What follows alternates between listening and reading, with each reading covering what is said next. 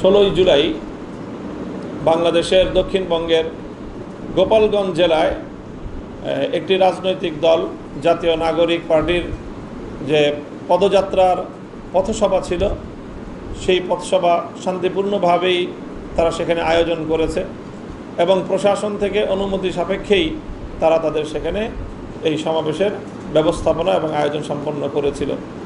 কিন্তু সেখানে সেই বিগত ফ্যাসিবাদী আওয়ামী সরকারের সন্ত্রাসী বাহিনী সেখানে অতর্কিতে সেই একটি শান্তিপ্রিয় সমাবেশে হামলা পরিচালনা করে এবং ব্যাপক হামলাযজ্ঞ পরিচালনা করে আক্রমণ চালিয়ে অস্ত্রশস্ত্র প্রয়োগ করে তারা সেখানে মানুষের জানমালের ব্যাপক হানি ঘটায়, নিরাপত্তা বিঘ্নিত করে।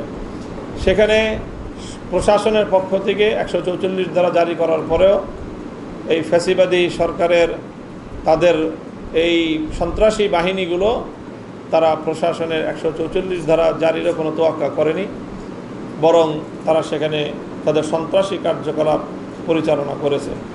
বাংলাদেশ খেলাফত মজলিস এনসিপির গোপালগঞ্জের গতকালকের সমাবেশে আওয়ামী দুর্বৃত্তদের হামলার তীব্র নিন্দা জ্ঞাপন করছে এবং সেই সাথে সকল রাজনৈতিক পক্ষগুলোকে আমরা উদাত্ত আহ্বান জানাই।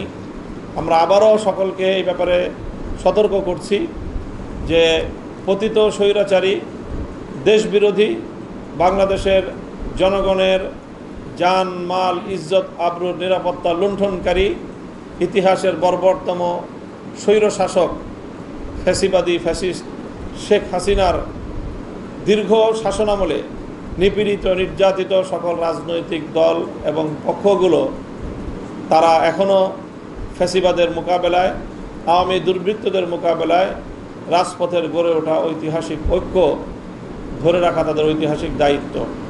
নিজেদের মধ্যে রাজনৈতিক প্রতিযোগিতা থাকবে, কিন্তু সেই রাজনৈতিক প্রতিযোগিতা এত দ্রুত এত অল্প সময়েই রাজনৈতিক হানাহানিতে পরিণত হওয়াটা কোনোভাবেই দেশ এবং জাতির জন্য কল্যাণকর কিছু হতে পারে না। এই জন্য আমরা বিএনপি, জামায়াতে ইসলামী, এনসিপি সহ সকল রাজনৈতিক পক্ষগুলোকে উদাত্ত আহ্বান জানাই যে প্রতিযোগিতার জায়গায় প্রতিযোগিতা থাকবে, ফ্যাসিবাদের মোকাবেলায় রাজপথের গড়ে ওঠা ঐক্যকে অটুট এবং বহাল রাখতে হবে। এই জন্য বাংলাদেশ খেলাফত মজলিসও সেই জন্য ভূমিকা পালন করছে এবং আগামী দিনেও করবে। সকল রাজনৈতিক সংগঠনগুলোকে ঐক্যবদ্ধ করে ফ্যাসিবাদকে বাংলাদেশ থেকে চিরতরে বিলোপ করার যে কোনো সিদ্ধান্ত কার্যকর করার জন্য বাংলাদেশ খেলাফত মজলিস সর্বোচ্চ ভূমিকা পালন করবে।